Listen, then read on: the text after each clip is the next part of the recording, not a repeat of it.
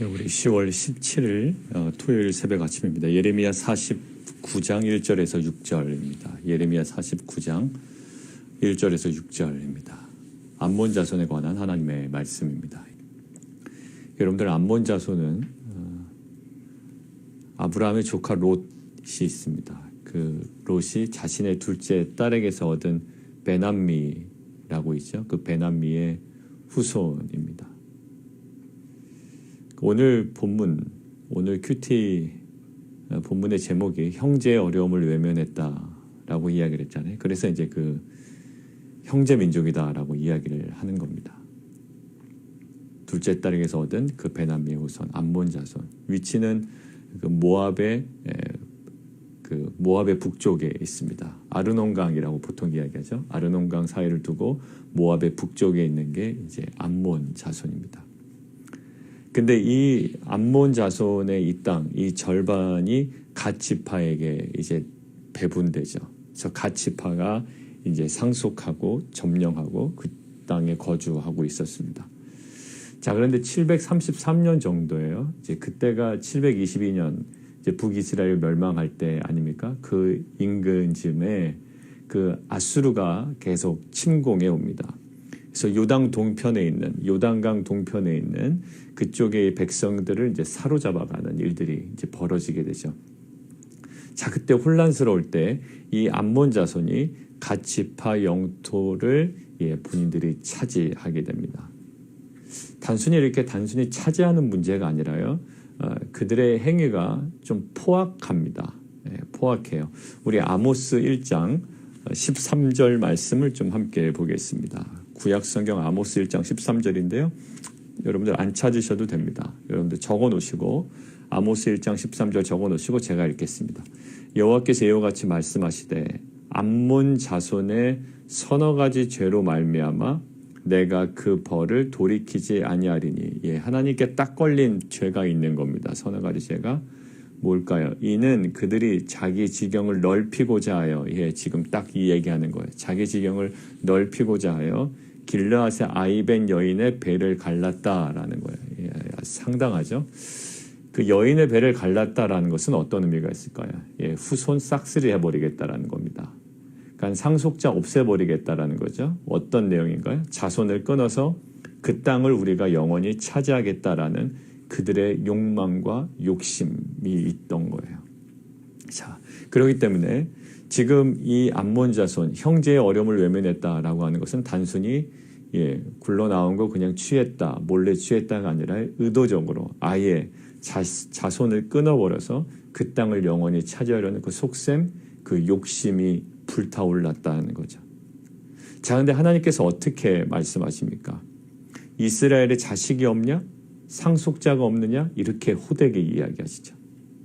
말감이 갓을 점령하는 게 그게 말이 되느냐라고 이야기하는 거예요. 말감 밑에 설명 나왔지만 이제 몰렉 우상을 얘기하는 겁니다. 그러니까 몰렉 우상을 섬기는 이 암몬이 그 지금 상속자가 있고 이스라엘의 자식이 있는 그 땅을 배를 갈라서 자손을 끊어서 그들이 영원히 차지하려고 시도하는 게 말이 되느냐라고 이야기를 하죠. 그래서 어떻게 하실까요? 돌려놓겠다라는 겁니다. 다시 소유권을 돌려놓겠다라는 거예요. 2절.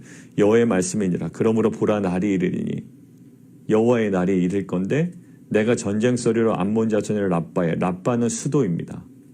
암몬의 수도예요. 수도에 아주 명확하게 들리게 할 거래요. 랍바는 페어덤이 언덕이 되겠고 그 마을은 불에 탈 것이고 그때 이스라엘은 자기를 점령하였던 자를 점령하리라. 여호와의 말씀이니라. 그 소유권이 회복되겠다라는 거죠. 자, 이것들을 묵상하는데 지금 하나님께서는 암몬과 이스라엘 백성과의 관계로 이야기하지 않으시고요. 오늘 독특한 표현을 쓰시죠. 뭘까요? 말감이 갓을 점령했다라고 이야기를 한단 말이에요. 말감이. 그러니까 결국 몰렉신, 몰렉 우상을 얘기하죠. 그러니까 지금 어떠한 관계로 하나님은 보고 계시냐면 단순히 암몬과 이스라엘의 정치적인 군사적인 어떤 대립으로 보지 않으시고요. 이걸 뭐로 보시냐면 하나님과 말감과의 그 영적인 관계, 더 나아가서는 되돌리시잖아요. 하나님께서 되돌리신다고요. 그러니까 갓 지파에게 그것들을 되돌리시는데 이것들을 무엇으로 보냐면 언약적 배경에서 되돌리시는 거예요. 왜? 하나님께서 언약 백성 삼으시고 언약 관계에서 주신 땅이거든요. 근데 이것들이 아수르의 침공이 왔다고 해서 그 혼란스러운 틈을 타서 그러한 배경에서 그것들을 취할 수 없다라는 거예요. 지금 무엇이 유효하다? 언약이 유효하다라는 거예요. 아무리 상황이 그렇게 돌아가도 언약이 유효하다라는 거예요. 아무리 상황이 어려워도 반대로 이쪽 입장에서는 아무리 내게 유리해도 내게 가능해도 내게 가능한 것과 내게 유리한 것과 또 내게 불리한 것 이것과 전혀 상관없이 지금 무엇이 제일 유효하다 우리의 인생에 언약이 유효하다라는 거예요. 근데 우리도 실은 이것들을 자꾸 망각할 때가 있습니다. 나에게 언약이 유효한 게 아니라 지금 돌아가는 상황이 나에게 결정적인 역할을 한다라고 생각해. 이것이 유효하다. 나에게는 상황이 유효하고 나에게는 있던 정황이 유효하고 나는 저 사람과의 관계가 유효하다. 근데 하나님께서는 무엇을 제일 유효한 것으로 보십니까? 언약을 제일 유효한 것으로 보고 계세요. 근데 지금 암몬의 실수는 뭘까요?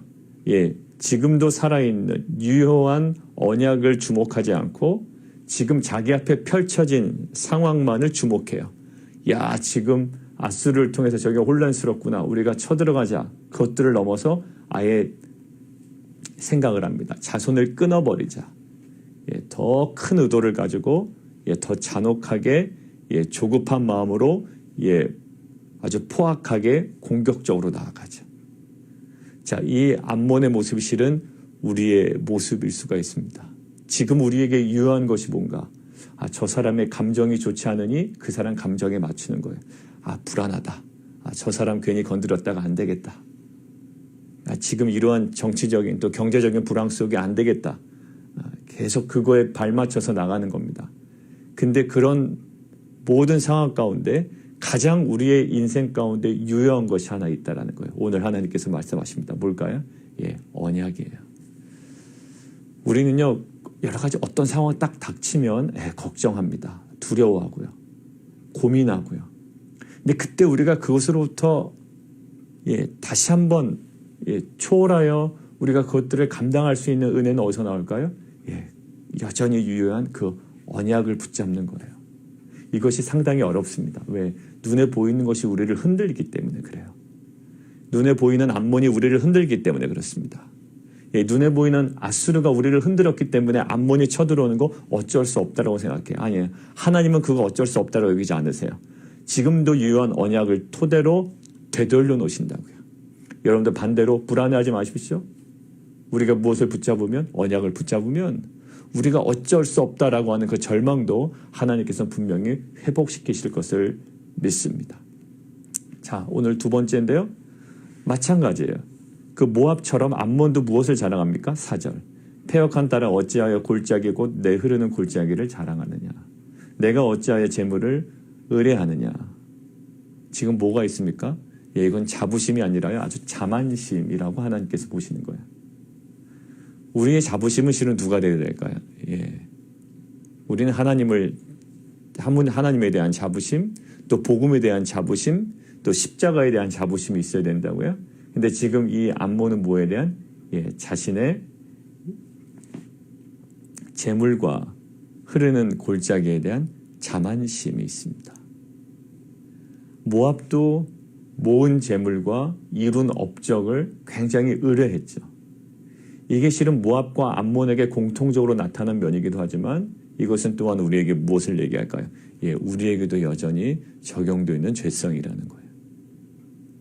아니라고 하지만 모든 것이 하나님의 은혜라고 하지만 실은 은근히 우리가 이룬 업적과 우리가 모은 재물에 대해서 우리가 전폭적으로 신뢰하는 경향이 있습니다.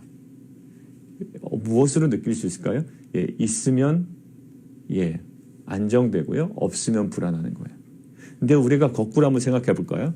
우리가 주님과 가까이 있지 않으면 우리가 말씀과 성령으로 하나님께 다가가지 않고 주님 앞에 우리가 드리는 시간이 없을 때 우리가 마음이 불안하던가요? 아니요. 그때는 전혀 불안함이 없었거든요. 오히려 돈이 떨어지면 불안했고요. 여러 가지 정황이 어려워지면 불안했고 사람이 나를 떠나가면 불안했지 하나님이 나를 떠나가든 말든 내가 하나님께 나아가든 말든 그거는 나에게 전혀 부담이 안 됐었단 말이에요. 그게 뭘까요? 내가 무엇을 의지하고 있는지 명확하게 드러나고 있는 거예요. 내가 평소보다도 기도를 못하고 있는데 말씀 묵상을 제대로 못하고 있는데도 전혀 그거에 대한 부담이 없다라고 하는 것은 실은 우리의 영적인 좌표가 전혀 다른 곳에 가 있다는 것이고요. 우리가 의지하는 대상이 하나님이 아니라 세상이라는 거예요. 근데 그래도 감사한 건 그러지 못한 하나님께 나아가지 못한 자신의 모습이 자꾸 부담이 되더라. 변화는 없지만 부담이 되더라. 이것은 하나님의 은혜인 것 같아요. 그러나 거기서 머물지 마십시오. 우리가 그것이 맞다라고 확신이 들었다면 우리의 삶을 주관하시고 언약으로 이끌고 가신 하나님 앞에 나아가야죠. 실은 살다 보면 우리의 뜻대로 안 되는 것들이 너무나도 많고요. 자신만만했던 것들에서도 넘어질 때가 너무나도 많습니다. 하나님은 그 방법을 통해서도 하나님의 하나님 되심을 분명히 드러날 거예요. 우리가 어느 때든지 듣지 않았습니다. 그때 하나님 앞에 엎드리는 거예요. 하나님, 흐르는 골짜기 또 그다음에 모든 재물 이것의 헛됨을 제가 알았습니다.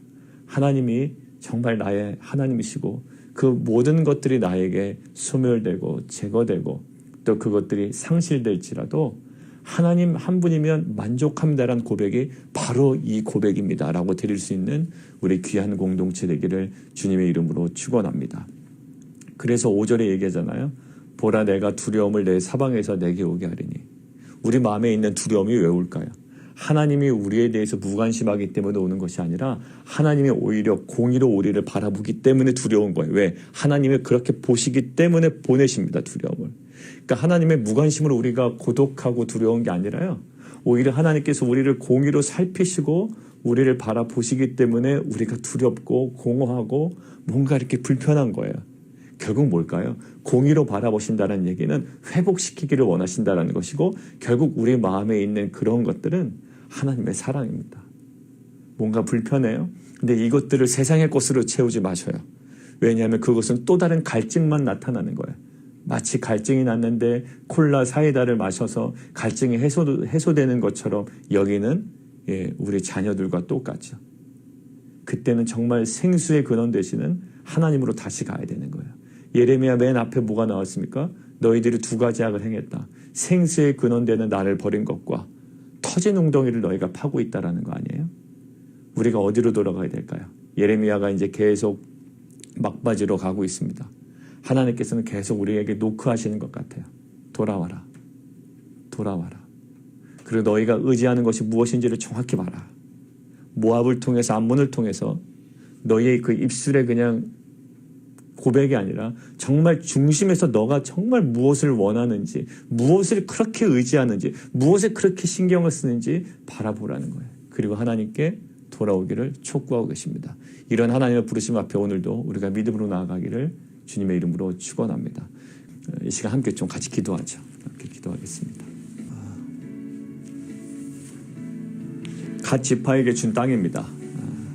근데 상황이요 너무 좋은 기회인 거예요. 누구 입장에서는요? 암몬 입장에서는 아수르가 침공해 오지 지금 갓 지파는 정신없지. 정황상 너무 좋은 타이밍이죠. 우리 이런 유혹 많이 받습니다. 너무 좋은 타이밍. 지금 치고 들어가야 되는 타이밍. 뭐 할 때까지? 그 여인의 배를 갈라서 아이를 죽여서까지도 그 자손을 끊어서까지도 우리가 영원히 찾아야겠다는 그 욕심이 아주 극대화될 수 있는 정황이에요. 근데 그 상황을 주목하면 안 돼요. 왜 그렇죠? 그 상황 가운데서도 유효한 그 언약이 살아있다고요. 결국은요 아무리 그렇게 해도 하나님께서 그 언약을 근거로 회복시키십니다. 여러분들 상황 때문에 절망했거나 아니면 상황 때문에 유혹받거나 둘 중에 하나예요. 우리는 이거 그래 이때 하고 막 유혹받을 때도 있고요. 아니면 이 상황이 너무 절망적이어서 우리가 정말로 고민할 때가 많습니다. 여러분들 그것보다 우리에게 정말로 유효한 것이 뭐라고요? 하나님의 말씀입니다. 이 말씀 앞으로 다시금 나아가는 귀한 공동체 되어주시고 하나님의 언약을 근거로 우리에게 회복을 허락하시고 성취하신 하나님을 저희가 신뢰함으로 나아갈 수 있도록 인도해 주십시오. 우리 함께 기도하며 나가도록 하겠습니다. 기도할까요? 우리 예레미야를 통해서 특별히 이제 후반부에 가면서 계속 우리에게 도전하십니다. 너 정말 무엇을 의지하느냐 물어보시는 거예요. 모압과 암몬을 통해서 공통적으로 나타나는 것이 있습니다. 이룬 업적, 모은 재산. 오늘은 흐르는 골짜기, 그 다음에 그 재물을 의지하며 자랑합니다. 이것들은 명백히 드러난 거지만 우리에겐 숨겨진 우리의 중심이 있어요. 정말 무엇을 의지하는지. 그거 없으면 막 낙심되잖아요. 그럼 그거 의지하고 있는 거예요.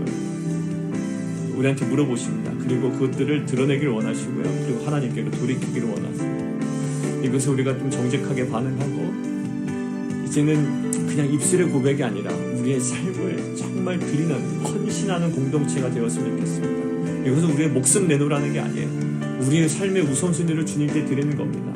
주님께서 그걸 받기를 원하시고요. 마음과 뜻과 힘을 다하여 하나님을 사랑하기를 원하십니다. 하나님 그러한 공동체가 되게 하여 주옵소서. 우리 함께 기도하며 나가도록 하겠습니다. 우리 한 번 더 기도할까요? 오늘 장례 예배가 있습니다. 완영장 원사님, 우리 안정호 집사님, 어머니 되신 우리 권사님 이제 장례 예배 모두 순서 맡은 장례. 워싱턴 수복음 제일교회에서 우리 담임 목사님과 우리 성도들도 함께 참여. 또 혹 참여하신 분들 중에서 아직 예수를 믿지 않으신 분들이 있을 수도 있습니다.